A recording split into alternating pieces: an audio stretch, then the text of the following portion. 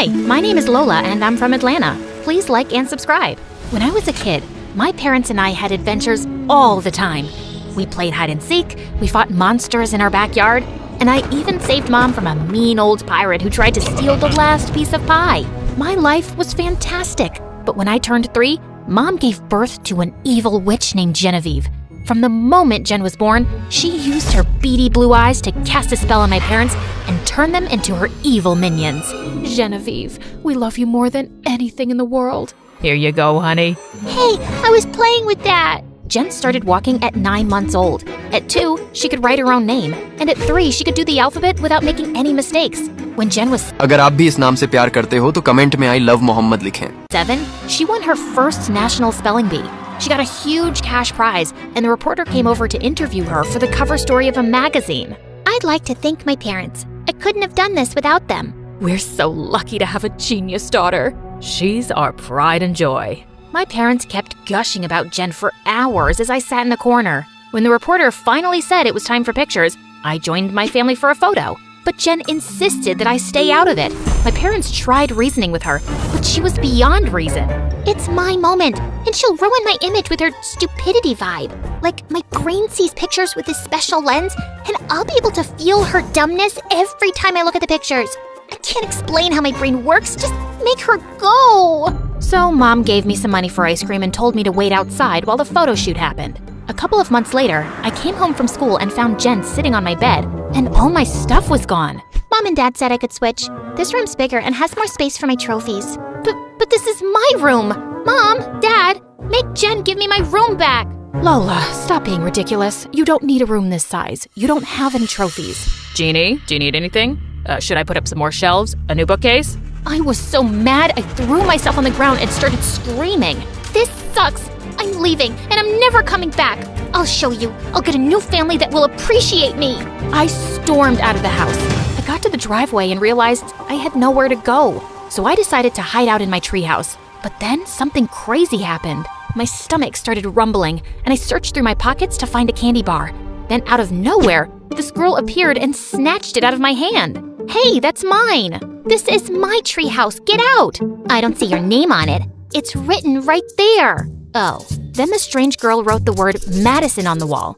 I guess we're roommates now. We'll just have to share. Then she tossed me half the candy bar. Madison and I spent the rest of the day together, and she was pretty wild. She told me about all the adventures she'd had in the neighborhood. I found a skeleton in the neighbor's backyard. No way! The old lady across the street is an alien. I saw a spaceship in her garage. Madison made up fun games for us to play. We had a spitball fight and threw water balloons at the neighbors as they walked by. Then my mean old parents told me to come inside for dinner. They didn't even miss me or remember that I'd been upset. After that, when I wasn't at school or watching Janet's spelling bees, I'd run out to the treehouse and spend time with Madison. One time, we were pretending to have a sword fight in the backyard. It's over for you, Madison. Give up now. You'll never take me alive. Suddenly, Jen appeared out of nowhere. Lola, who are you talking to? Madison, duh. Who's that? I turned around to introduce Madison, but she seemed to have vanished into thin air. She was just here. Must have scared her off with your mean vibes. I thought Jen would say something, but she just gave me a weird look. I think you're old enough to not have an imaginary friend. And went back inside, and Madison instantly reappeared beside me. Where did you go? I didn't want to meet your stupid sister. And there, I got you. You're dead. When I was 12, I started junior high school, and it was the worst. All the girls were more interested in boys and makeup than building pillow forts or searching for hidden treasures. I had nothing in common with any of them, and most of them thought I was weird. I was pretty lonely. Then Madison started sneaking into my school. She'd make funny faces and tell the best jokes. Madison, you're hilarious. Stop, please. I'm gonna pee my pants. Who's Madison? Is she talking to the wall? Madison told me cool stories, and she was such a gossip. She knew everything about everyone, and she always had my back whenever a bully tried to mess with me. Having her around made me stronger and braver. Hey, ugly, get out of my way. Who are you calling ugly? You look like a rat, and your breath smells like poo. Once I was cast in a school play, and I had to do this huge monologue. My parents didn't even bother to come because Jen had a spelling competition the same day. I was so nervous I could barely speak, but then Madison showed up to cheer me on. I shook off my nerves and gave the best performance ever. I told my parents all about it, but they didn't care. The next day, they dragged me to another one of Jen's boring competitions. Madison brought a bag of ants, and we let them loose on stage. Jen and all the other kids freaked out and ran around screaming. It was hilarious. Then one day, things took a turn. For my 15th birthday, me and my family went on vacation. But when we got back home, I realized that Madison was gone. I searched for her everywhere. The treehouse, at school, and all over the house. She didn't show up. Madison, where are you? What the heck are you screaming about? I can't even hear myself think. I can't find Madison. What are you, 4? Look, I'm really busy, but do you want to talk? I know you're lonely and have trouble making friends, but this isn't healthy. I'm totally fine. Just leave me alone and go back to your books. If it wasn't bad enough that Madison had just left me, Jen soon got moved up to my class because she was so smart, and all the other kids instantly loved her. Is it true? You can spell every word in the dictionary? Yeah, almost. I am an international spelling champion. Ugh, please. What was so impressive about spelling anyway? When was being able to spell the word crustaceology useful? Then one morning, the most popular girl in our class, Emily, handed out invitations to her birthday party. Hey, you forgot to give me my invitation. Sorry, no freaks allowed. Then she whispered to Jen just loud enough for me to hear. I can't believe you're related to her. I hope you can come. It's gonna be the best party ever. I don't think I have any contests that weekend, so I should be able to make it. I watched as all the other kids waved their invites around. After school, I walked home and stopped at the candy store to cheer myself up. Just then, I caught this boy staring at me. Then he started following me around the store. I led him down an aisle, hid behind a display case, and when he wasn't looking, I tackled him and put him in a headlock. Ouch, that hurts. What's your problem? Why are you following me? He reached behind me and pulled off a huge piece of paper that was taped to my back with the word loser written in bold black letters. I was so embarrassed. Then all of a sudden, I started to cry like a big baby. What's wrong? My life stinks. My best friend abandoned me. My family doesn't like me. And all the kids at school think I'm a freak and a loser. You're not a loser. You don't even know me. I just have a feeling you're pretty cool and someone I'd like to know better. His name was Hunter, and he was really cute, and we had a ton of things in common. We loved the same books and movies, and he made me laugh a lot. We quickly became friends, and having him around made me feel a lot less lonely. The more time I spent with Hunter, the more I started to like him. He never once compared me to Jen, and he always listened to me. Even when I went on a full-on rant about how my parents gave Jen a brand new laptop on my birthday, and I just got some cheap shoes. Then one day, my parents called me into the kitchen for a family meeting. Guess what, Lola? I got into St. Florence's Academy. Isn't that incredible? Jen, we're so proud of you. We can't wait to start our new life in Chicago. Chicago?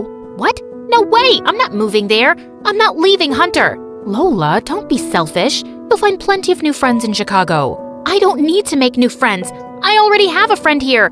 I'm not moving. I stormed off to my room. 10 minutes later, Jen showed up at my door. Can we talk?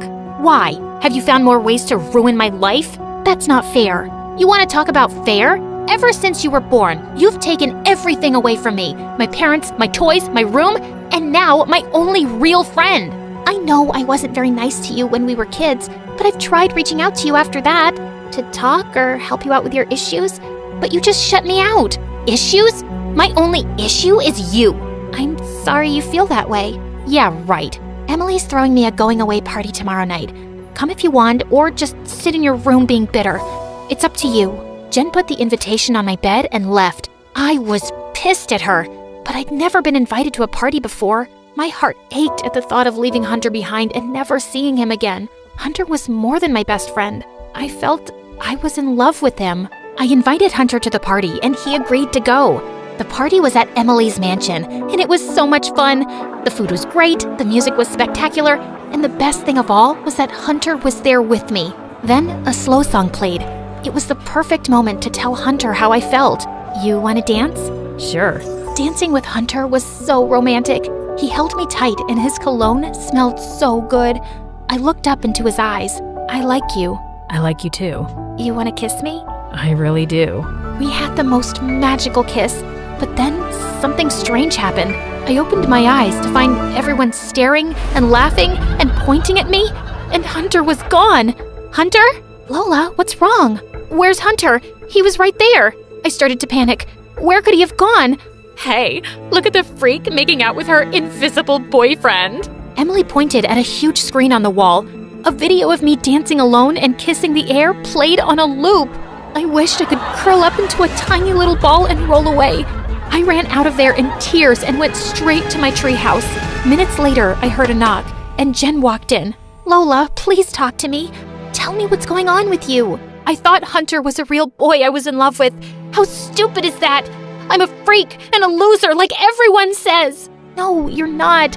You just found a way to cope with your loneliness. That's nothing to be ashamed of. Now you know the truth and you can move forward. Move forward to what? No one cares about me. I do. From now on, I'll be here for whenever you need me, I swear. And we're gonna teach Emily a lesson. Jen and I went to my dad's butcher shop and grabbed a bunch of raw meat. Then we went back to Emily's house. Hey, Jen. Hey, crazy. You still looking for the invisible boy? No, we just wanted to give you a gift. A gift for me? What is it? Then Jen and I dumped the raw meat on Emily's head. She screamed like a banshee as Jen and I went away laughing. The next day, as the last of the moving trucks were being loaded, I made one last visit to the treehouse, and suddenly both Madison and Hunter appeared. How come you're both here now? Will you stay for long this time? We just came to say goodbye. We don't think you need us anymore. You have a chance to start over. Let other people get to know you. They don't know what they're missing. You're a super cool friend. Thanks, you guys. You were there when I needed you the most. Goodbye, Lola, and good luck. It was sad to watch them leave for good, but it felt like it was time. We moved to Chicago, and Jen was true to her word. We started spending more time together, and I realized Jen didn't have the perfect life after all. I'm so tired of spelling bees. I only do the competition to make extra money for mom and dad. I just want to be a normal teenager for once and live my life without so much pressure. You should tell them how you feel. I've got your back. I stood by Jen when she told her parents she wanted to stop doing spelling bees. After that, Jen and I grew even closer. I finally had a real best friend, and she just happened to be my genius little sister.